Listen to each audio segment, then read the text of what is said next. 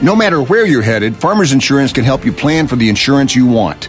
With practical insurance knowledge gained from more than 89 years of experience, at Farmers, we know a thing or two because we've seen a thing or two. Find an agent at farmers.com. We are farmers. Bum, bum, bum, bum, bum, bum. Welcome back to the National Defense. Randy Miller, Jerry Newberry, and Jim Lorraine is with us. He's the president and CEO of America's Warrior Partnership, which already sounds like a great idea. Jim, how are you today? I'm well, thanks. Thanks, Jerry. Thanks for having us on. And tell us a little bit about America's Warrior Partnership, how you guys got started, and 4 years ago? 4 years ago, yeah. So we got started, basically our mission is to empower communities to empower veterans. And we got started as a small local community doing great work to organize local community services around the needs of the veterans. In Augusta, Georgia, we were able to take 195 homeless veterans down to 8 in about an 18-month period. Yeah, and it really came from the energy from within the community. And what happened was a funder came to us and said, hey, can you replicate this throughout the United States? And the funder was Wounded Warrior Project. And so what we did was we replicated it in 9 communities throughout the United States. And what we do is we teach the communities how to not only harness the services that are already available, but also to do outreach and engagement to veterans, to proactively go out and meet them, build a relationship with them, not just post 9/11, but post 9/11 to World War II. Veterans have an enormous amount to give back, and it's in the community's best interest to harness it. So we got started that way, but really where it started was at Special Operations Command. I ran a program at United States Special Operations Command called the USOCOM Care Coalition, and we did the same thing, and I just replicated it at the community level.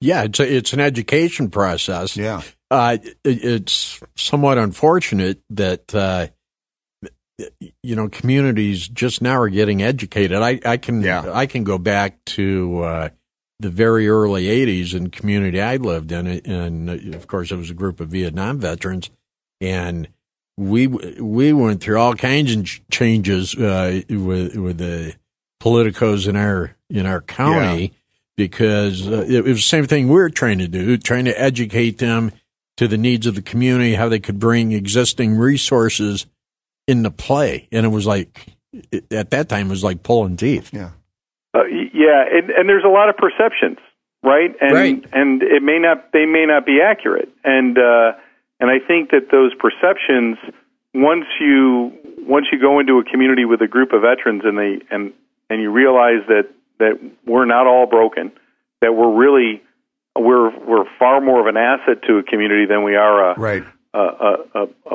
burden to the community. Well, all they have to do is take a look around. The guy delivering the mail's a veteran. Yeah. The cop or the fireman or other first responder is a veteran. The butcher's a veteran. Yeah, exactly.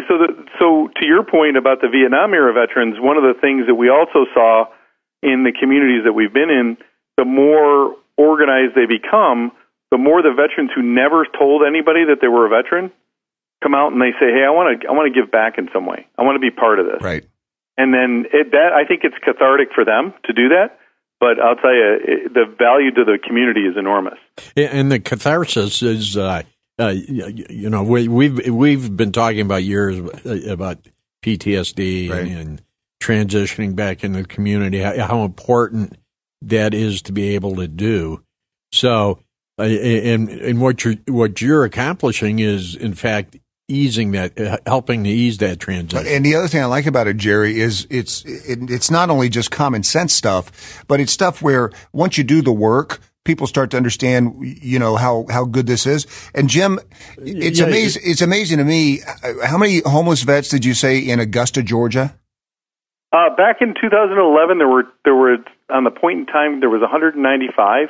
I mean that's amazing Augusta's not a huge city. Yeah. But to have that many, and then for you guys to reduce that down to how many? It was down to 8 was the next year's point in time count. But That's incredible. It wasn't just us. That's the thing, is it was the entire community came together. All we did was just coordinated it. And so what we learned was that on the left hand, you want to know who the veterans are in the community, all of them. And on the right hand, you want to know who all the service providers are. And what we teach organizations to do is to be the intermediary to bridge, understand what the veteran needs, connect them to the resources, and then keep moving forward. But in Augusta, it was a community effort. It wasn't just us. We were the ones who were going out and finding the veterans and connecting them to the services. So these, I believe you mentioned 9 communities? Yes, 9 communities. From Buffalo, New York to South Carolina, Greenville, Charleston, Florida, Panhandle, and Orange County, California. Great. What's is there a common denominator among these 9 communities that provides a real impetus for grasping what needs to be done? Yeah, there is. The number one common denominator is leadership. That there's a leader in the community or a group that say, this is important, we see the value, and we're going to do something about it. So what do you guys do? You do like you go to a community and do a recon to figure out who's going to... That's a better word. We use the term secret shopper, but I like recon. That's better. Well, hey, Jim, and what it's amazing. Jerry and I both used to work for the VFW, and it was amazing to me when you've got an entire community of companies that would like to do something for veterans, and on the other hand, you've got a whole group of veterans that need these resources, and neither one knows how to get together. And it was very frustrating to find that out. But then when the companies finally saw that they were allowed to do stuff for veterans, they did it. No, absolutely. One of the things, as I said, when our guidance to the communities is that they go out and they do proactive outreach and they build relationships with all veterans, not just the ones who are in need, right, but the ones who want to give back. What we found is that 87% of the veterans are looking for volunteer opportunities, recreational opportunities, and peer, and to get together. Only 17% are looking for housing, employment, or assistance with education or financial assistance. It's a small percentage. Yeah, that's interesting. But in that 83%, and this comes from my service time, in that 83%, my concern has always been the late onset of traumatic brain injury and post-traumatic stress. Sure. And that when somebody goes home, we don't want to meet them too late, that we can't help them. And I always say, you always can tell the story about somebody you met and you say, I wish I knew you 6 months ago. Right. Because you wouldn't be in the position you're in right now. And so what we want to do is get ahead of that 6 months, build a relationship ahead of time. They know who to go to get connected to services, and they feel comfortable talking with them. Sort of like the VFW. My dad, when he came back from World War II, if not for the VFW, he wouldn't have been as successful in business and moved forward. But they were the glue in the community. Right. You don't see that a lot, and that's what we're really replicating in these communities that are interested in serving. You were talking to Jim Lorraine. He's the president and CEO of America's Warrior Partnership. Hey, Jim, let's talk about this latest effort that you guys are involved in because it's vitally important, trying to reduce the number of veteran suicides. We just talked to the legislative director of the American Legion a little while ago on the show, and some of the things that they're trying to do and what you guys are trying to do pretty much align. But the other part of it, and we've talked about it many times on the show, there's so many factors that lead to depression, PTSD, suicide attempts, and that's lack of housing, lack of unemployment, some of these stress triggers and factors. And you guys have teamed up with, I think, Bristol-Myers Squibb, correct? Correct, and the University of Alabama.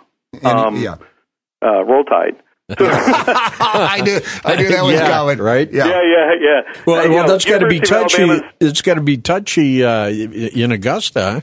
Well, yeah, I watch what I wear. Yeah, but, exactly. Yeah, what we say. But no, University of Alabama's got a great research program, and one of the things that not a lot of people know is the amount of focus that University of Alabama has on veterans. And so they were a logical partner on this. Bristol-Myers Squibb, I can't thank them enough because they immediately saw the vision of what we were trying to do. But it goes back to what you all were talking about.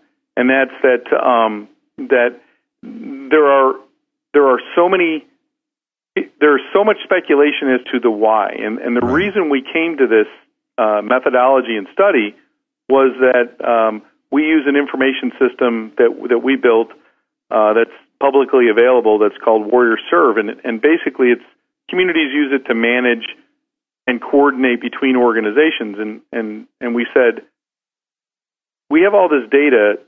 With the data, can we predict or can we identify those who might be at the greatest risk for suicide? And my response was, can you tell me the difference between a veteran in Buffalo, New York, who's about to take their life, and one in Orange County, California? And the answer was no, we can't. Right. And when we did more research, what we found was there wasn't a lot of information about what was happening in the veteran's life before they took their lives. So that's why we called it Operation Deep Dive. So what we want to do is rebuild the veteran's life their last year and identify where did they go to school, where did they go to church, where did they get their health care, what was their characterization of discharge, how many dishonorably discharged veterans take their lives, how many other than honorable discharge veterans take their lives. They may not be included in the VA studies.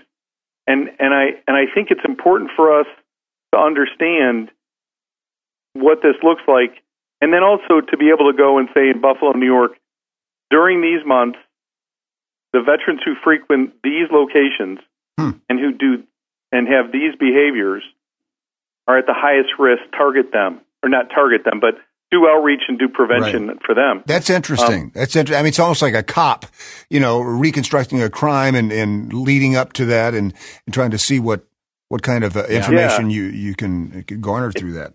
Well, one other piece that we added to it, and it came out of my time at Special Operations Command, was we used to use geospatial analysis to find high-value targets of Al-Qaeda and what we would do and the way we would use it. And then as we were moving through the study and the methodology, it hit me, why can't we use the same methodology to identify what characteristics are veterans who are going to take their lives?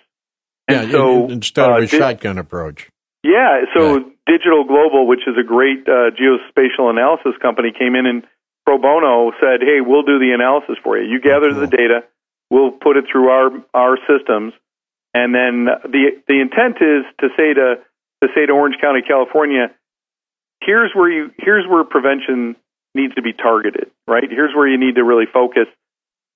And then the other piece is, we want this methodology to be used by other counties. So we're going to make it available for other counties to use when we're done so that they can do the same thing in their counties so that they can say, I want to stop veteran suicide right now. And I think that's the thing that we need to do. You guys are doing some great work. Jim, unfortunately your time's up, but we'd love to have you back on. Yes, absolutely. Would love to come back on. Tell folks where they can find out more information about America's Warrior Partnership. Yes, you can go to our website, which is www.americaswarriorpartnership.org.